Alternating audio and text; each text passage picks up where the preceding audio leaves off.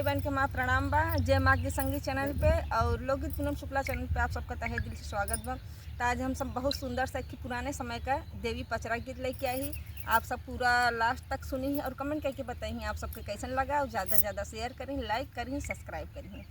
कौन घाटे मैया करई दा तू इनिया हे कवन घाटे ना, हे कवन घाटे ना, मैया मोरी करैया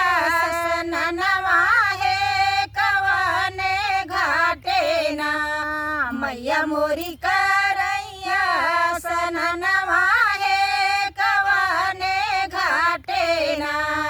मैया मोरी करैया सननवा हे कवने घाटे ना, कवने नी घाटे मैया करई दा तू इनिया हे कवने घाटे ना, हे कवने घाटे ना, मैया मोरी करैया सननवा मैया मोरी करैया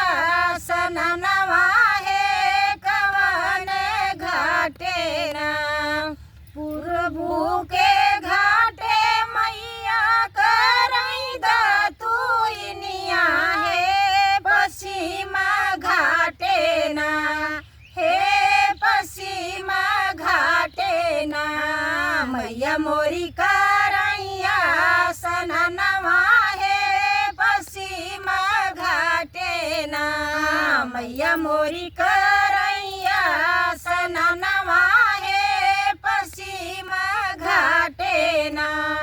मैया मोरी करैया सननवा हे पश्चिम घाटे ना,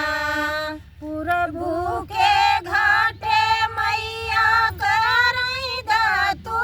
इनिया हे पश्चिम घाटे ना, हे घाटे ना, मैया मोरी करैया सननवा हे पश्चिम घाटे ना, मैया मोरी करैया सननवा हे पश्चिम घाटे ना, एक डुबकी मारई मैया दूसर डुबकी मारई हे बेरियाना, हे तीसरी बेरियाना, माई के टिकवा हेराने हे तीसरी बेरियाना, माई के टिकवा हेराने हे तीसरी बेरियाना, माई के टिकवा हेराने बेरियाना, एक डुबकी मारी मैया दूसर डुबकी मारी हे तीसरी बेरियाना, हे तीसरी बेरियाना, माई के टिकवा हेराने हे तीसरी बेरियाना, माई के टिकवा हेराने हे तीसरी बेरियाना, मोरे पछवरवा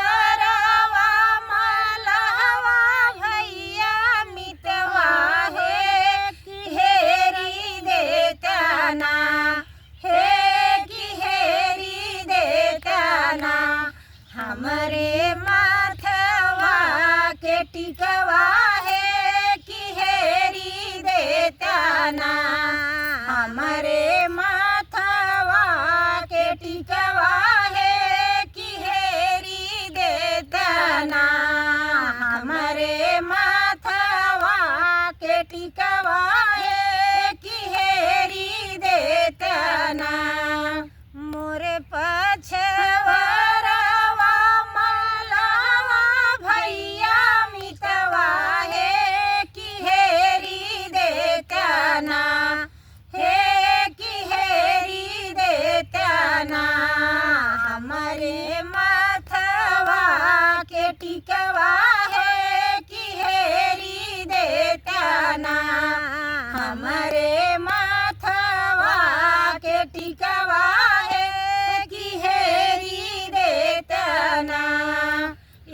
जाल